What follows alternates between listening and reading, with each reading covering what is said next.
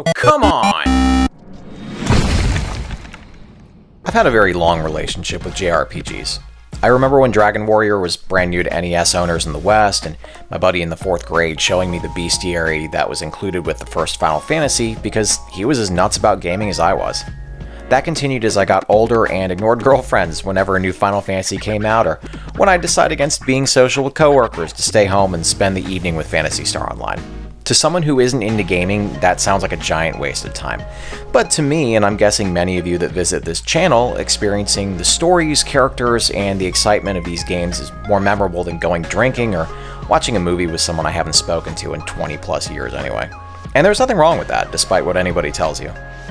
You're watching another review from the Broken Controller Club. My name is Ed and I'm your host. I'm giving you this long-winded intro because over the past 10 or so years I've gotten pretty bored with JRPGs, though there's still a few franchises I still enjoy like the Tales games and Dragon Quest.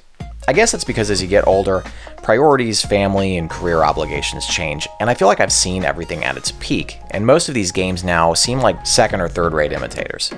Especially stuff in the West that would rather shoehorn their stupid political opinions into everything they do now. I'm not going to pay $60 to be lectured. Buying Scarlet Nexus was always going to be a gamble for me. The brain punk description sounded gimmicky, and the art style reminded me of Code Vein, a game that certainly looked pretty, but I got bored with about 15 hours in and haven't picked it up since.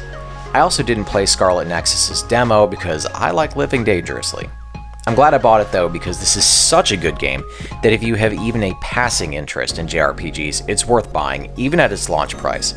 And I'm a cheap ass, so that recommendation doesn't come often.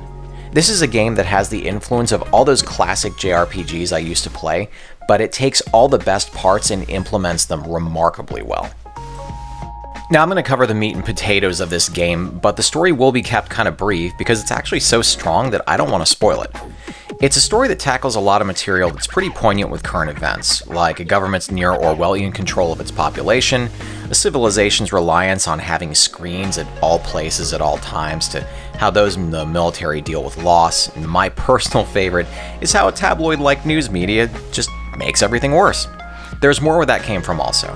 There's a lot going on under the hood, and I am happy to say that the usual overused storylines and archetypes you see in most modern JRPGs aren't here. There's no ultimate evil that awakens every millennia to be fought, there's no ancient curse that needs lifting, but the threats here are personal and worldwide, and you care about what happens. When you first start a new game, you get to play as one of two characters, Yuito or Kasane. Each is a member of the OSF, or Others Suppression Force, basically a military unit under the government that fights beings called Others. These are these alien-like creatures that want to eat the brains of their victims. These characters each have a special power, and they range from your basic elements like fire or electricity, to more out-of-the-box ones like clairvoyance to see hidden enemies or teleportation. In fact, in this world, having powers is actually the norm. Getting the full scope of the game means playing through both characters' stories, basically like playing through both Leon and Claire's games in Resident Evil 2 or Jude and Milla's stories in Tales of Xillia. Each main character has a distinctly different personality and motivation, and it's great watching one character's story play out from their perspective, and then you start another game, and you get to see the other character's perspective in that half of the game. The game has an ensemble cast, however, with other OSF members acting as their teammates in both story and combat who get divided into separate platoons for a big chunk of the game. Then they all come together again, I'd say about half or two-thirds of the way through. On one hand, it's disappointing to not get to utilize the other team members for about half the game, especially if you like one character's power more than the others. But on the other hand, this is great for pacing because you're just getting to know half the cast at a time, and it's easier to remember everybody that way. Regardless, you'll still get pieces of backstory for everybody since you're able to spend time with them in the form of bond episodes, which are basically like sections of the Persona games where you get to raise your social link with your friends. This all happens in the game's hideout in between phases or chapters of the game. And just like in Persona, there's lots of benefits to doing this, like shorter cooldown timers for using their powers in combat, or getting new moves, or getting revived when you fall in combat by them, which honestly saved my ass from a game over several times. The cast in this is great. While they may not be quite as memorable as the characters you find in Persona or a classic Final Fantasy title, they're still really well written, and the voice acting is top-notch. There's not enough good things I can say about the cast in this, and the story has a lot of twists and turns that make you question everything going on, and you'll care a lot about what happens to everybody. In addition to great voice acting is a great soundtrack. They opted for a pop and smooth jazz sound in all of the areas, and it fits great with everything going on. You'll still get some heavier tracks for boss battles, but the music altogether helps set the tone for everything going on and doesn't really stop reminding you of how stylish a game you're playing. Teammates also will chatter mid-combat, and they'll compliment each other on fighting, or if you're fighting an enemy that's needed for a quest, they'll go ahead and remind you that by calling out to you. The graphics in this are gorgeous. The game has a very futuristic look to it without copying the cyberpunk look like everybody is doing now. And ads, crosswalks, TV shows, pretty much everything is on holographic screens and signs. And news media gets their footage by controlling drones. It's controlled by drones in real life too. And broadcasts by both the government and press can be beamed directly into the minds of its citizens. Later in the game, you also visit areas that are very surreal and computery looking, but also fit in with the overall tone and theme of the story.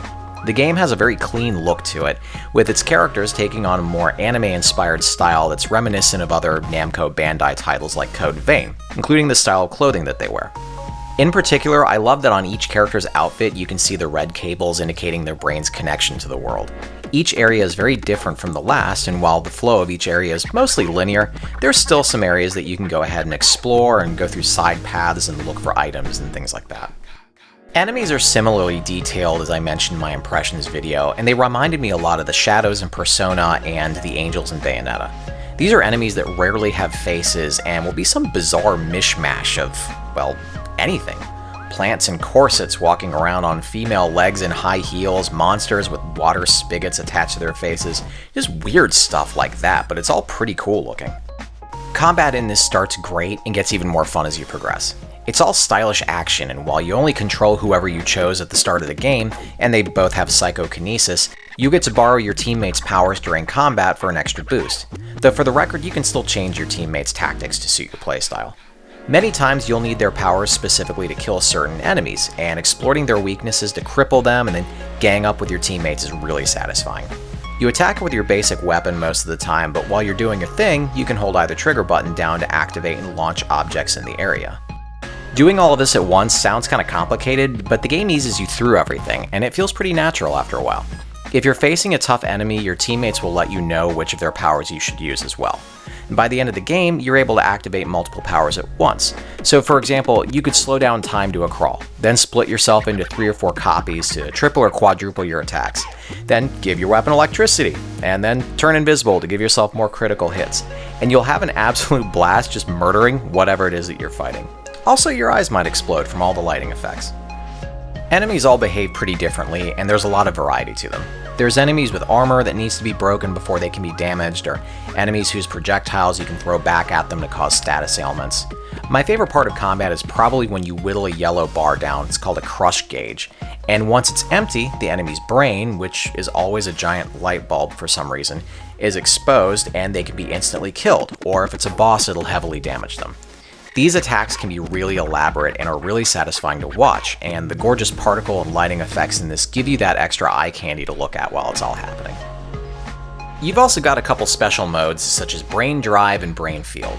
There's a lot of brain-themed things going on in this game. Anyways, Brain Drive reminded me a lot of hitting Dante's Devil Trigger in Devil May Cry in that you're a more souped-up version of yourself and you attack faster and do more damage. Also, your little hoodie thing turns into a mask and it looks like your character turns into some EDM DJ. Unfortunately, this happens automatically, which I thought was really annoying. The brain field is activated by clicking both analogs, and you basically enter this weird psychic space where your powers are amplified and you get a whole new set of attacks. The drawback with this is that the longer you use it, the more you risk hurting your character and making them a vegetable from keeping it on too long. Being that this is an RPG, you do get to level up, and when you do, you'll get brain points to spend on your brain map. I told you there's a lot of brain stuff in this game. And all of this will get you damage bonuses or new abilities like double jumping or being able to dash attack. Because of the brain map, leveling was actually pretty exciting because of how many useful upgrades there are, and I was always eager to spend my points. And you can also cherry pick a lot of your favorites from this as well. At the save points scattered around, you can buy equipment at the store like weapons, and there's also plugins, which are these wearable items that give stat bonuses. You can also exchange materials to get cosmetic items, consumables, or special gifts for your teammates to raise your bond with them. I have to say that money is a lot more scarce for most of this game than I expected, so I never exchanged the cosmetic items to keep and wear. They're worth a lot of money when you sell them though, so they were really good to hawk when I was running low on cash after restocking consumables or equipping my team with new weapons and plugins that were available. There's also side quests to do, and to beat both Yuito and Kasane's stories, it's going to run you around 60 hours. To someone with a job and a family, this runtime felt meaty, but not too short or too long. Also, with each side at around 30 hours, your character's story actually felt pretty brisk, and the game doesn't have a ton of filler. Compared to something like the Final Fantasy VII Remake, where it forces the filler on you to proceed, this game feels like it respects your time more. Also, as you can expect, beating the game unlocks a new game plus that lets you keep your level and gear from the last playthrough, and also unlocks new side quests to do. I don't really have any major complaints with the game. You'll do some backtracking to previous areas, which honestly isn't that exciting. The targeting in the combat felt kind of wonky at times also. Like you'd be locked onto an enemy and go to attack and you just fly right past it. At times it'd feel like you have to stop fighting and get your character looking directly at the enemy for the attacks to connect. But even then, it wasn't that common, and it was never really game-breaking either. It's more annoying than anything else. I also didn't like that brain drive was automatic. My playstyle in these types of games is to save up whatever special modes or attacks I have, and then when I hit a tough boss, I activate everything and just blow my load all over them. Why they decided not to give the player this option is just weird to me, but maybe they didn't want to give us too much of an advantage between both brain drive and brain field. So to summarize, I really enjoyed Scarlet Nexus. You can see a lot of the influences from other anime and JRPGs as you play through it, and it's got so much going on that you don't think it'll all work together, but then it does, and it does it beautifully. Between the fast and fun combat, to the story and characters that you'll come to care about and be invested in, to visiting this beautiful yet damaged world they all live in and want to protect, this is a game that I wholeheartedly recommend to anybody who thinks this sounds even sort of interesting. This is the first JRPG I've played in a long time that actually felt different, and I'm looking forward to jumping back into it. So that's all I've got for today's review, but I've always got more in the pipeline. Share this with someone you think would want to watch it, and be sure to subscribe and give it a thumbs up, and we'll do this again soon. Toodles! Congratulations! You're one of an elite few to make it to the end of the video. Reward yourself by hitting the round subscribe button in the middle, and then check out the other goodies I've got in the links next to it.